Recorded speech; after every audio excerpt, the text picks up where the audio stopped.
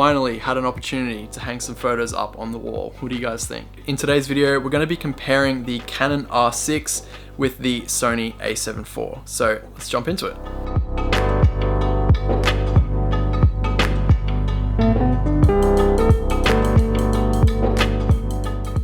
So I really want to know what are the differences, what are the similarities, and overall just wrap my head around these two camera bodies. And I also want to help you guys that are on the fence between the R6 and the A7IV. If that is you, hopefully this video should shed a little bit of light on which one to get. So obviously I have not had a ton of time with the A7IV. I've only had it for about 2 months now, whereas the R6 has been my main camera for the last 18 months. So I'm still learning the A7IV, but so far, I think it's a really great camera. I shot the two cameras side by side. I was switching between them on a shoot with Mila. So I'll be rolling some behind the scenes from that shoot as we talk through the comparison between these cameras.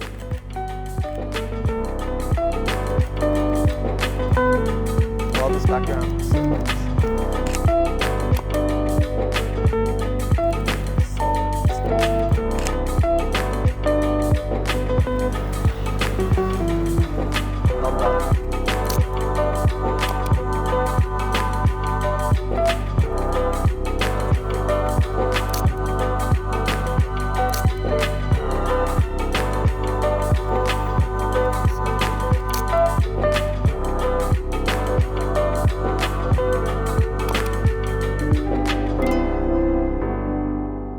In terms of usability, I didn't prefer one over the other. They both were really easy to shoot with. I feel like the cameras were customizable enough where I could set them up in a way that made sense to me and that I was comfortable shooting with them. And overall, like, my confidence as a photographer during the shoot didn't really waver between one body or the other. I really wanted to use native glass between the two bodies. So on the R6, I used the 35mm 1.8 RF, and then on the Sony, I used the G Master 35mm 1.4, but to keep it even, I shot at 1.8 on the G Master. By the end of the shoot, I feel like I could have done a really great job on either camera. Didn't really matter. R6, A7IV, for the most part, a very similar experience. These two cameras are very similar in the way that they've both got face and eye tracking. They both have dual card slots, really great battery life, snappy autofocus, and really professional features overall. But they do differ in some subtle ways. The first thing that's very similar to me is the dynamic range of these two cameras. I shot some intentionally underexposed photos, and I was able to recover shadows really well with the R6 and the A7IV, and they're pretty much neck and neck. If I had to choose one, I would say that the A7IV is slightly better in terms of dynamic range overall, but you're definitely not going to notice a difference between these two cameras unless you really pixel peep.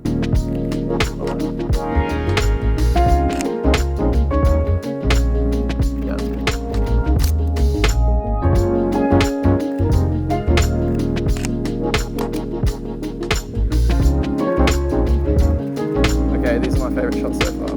Perfect.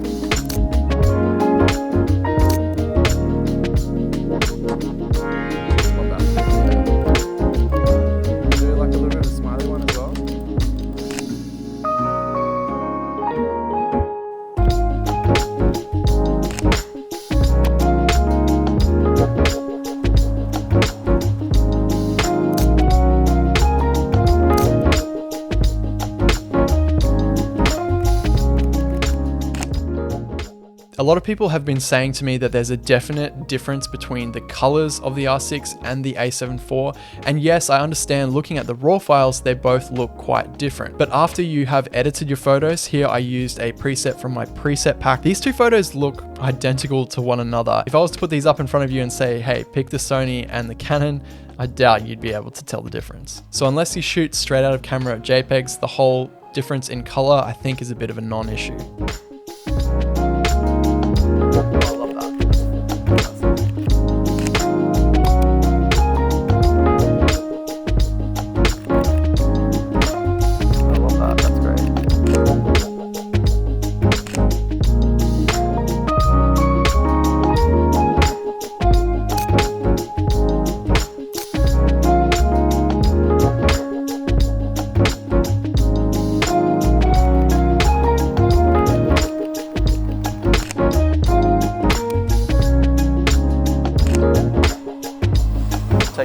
too many photos, but oh well. Pretty standard for me.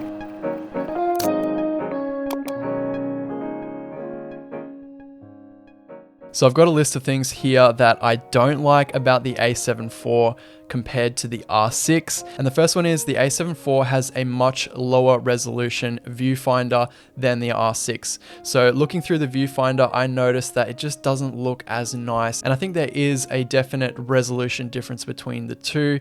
It doesn't really have a practical effect on your photo taking ability, but it definitely is noticeable. The second thing is that the A7 IV has a cropped 4K mode when you're shooting 50 or 60 frames per second. Now that's not something that I do a lot, but I do really like having uncropped 4K slow motion on my R6. Now they have updated the menus of the A7 IV from the A7 III, but I still found that the menu system of the A7 IV, while I did get used to it, it just took me a little bit longer to get used to and to be able to find things when I'm out on a shoot. But luckily the A7 IV, its saving grace is really the amount of custom buttons and custom options that you have.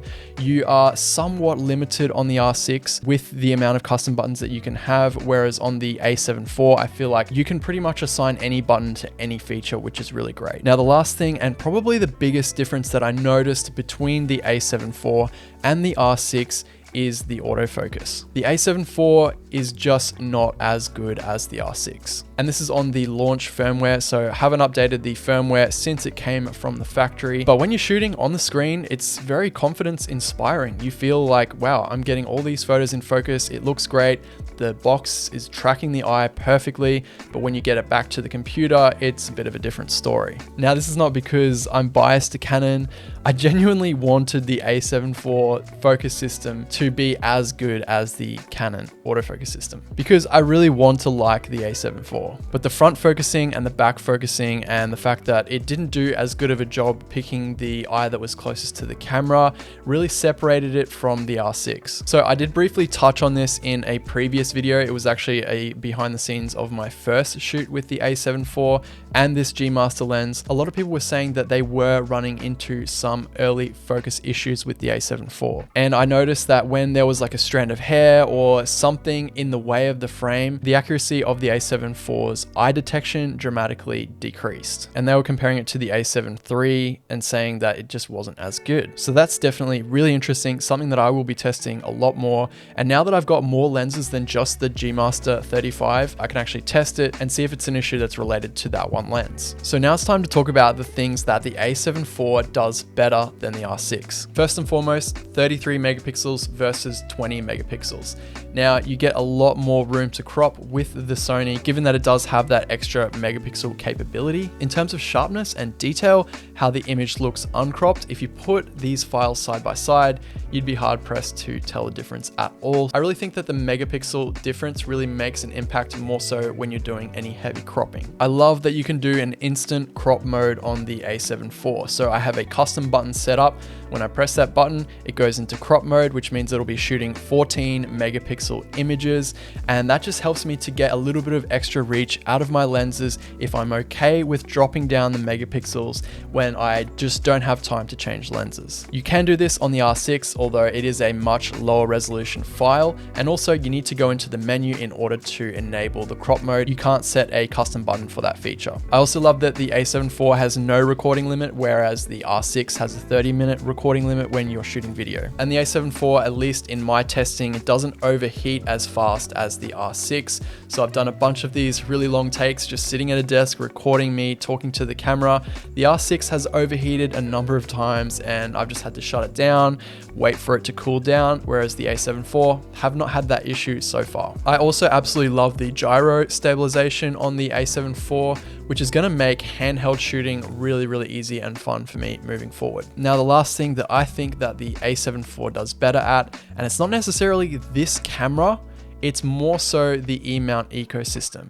and it is the lens choice. The E-mount has way more options when it comes to native lenses. They've got Tamron and Sigma, who are absolutely killing it at the moment, making all sorts of lenses. And on the RF side, you really are only limited to Canon glass. There are a few third-party manufacturers making lenses, but there just aren't many of them because Canon have not made it easy for third-party manufacturers to get into the game. Whereas on Sony, they are like full steam ahead, making amazing lenses at really, really great prices. And this is a lot of the reason why I was so attracted to getting a Sony camera. Size, weight, and cost are all things that weigh heavily into the decision of buying a new lens. The RF system does have some really nice lenses, but they're just very, very, very expensive. Before we wrap up and get into the conclusion, I want to say a massive thank you to Mila for being in front of the camera, and also to Simon Kim for filming all the behind the scenes of this video. These two cameras are so close in so many ways, and I really would not have a hard time recommending either. I remember someone saying to me back when I was first getting into shooting in 2012 that it doesn't really matter whether you go for Canon or Nikon. They're both really, really capable cameras, and what you should do is just pick up both cameras, take a couple of photos, and see which one feels better. And even though that was 10 years ago now and the camera industry has changed quite a lot, it's still pretty good advice because most modern cameras are really great and do a really great job of creating images. Having said that, I think that the sensor on the A7IV is a shade better than the R6, but the autofocus on the R6 is killer. I think the real silver bullet for me always was the lenses.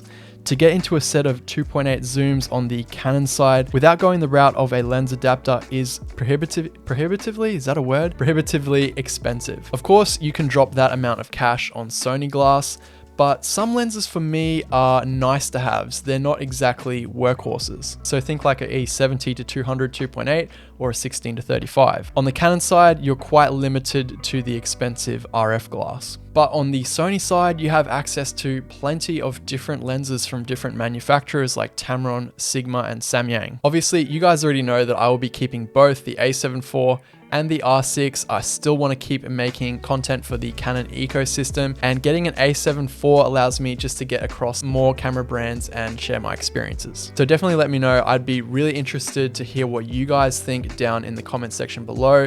Which do you prefer, the A7IV or the R6? Could you tell a difference between the two? I'd love to hear from you guys. So that's it from me for another video. I hope you guys enjoyed, and I'll see you in the next one.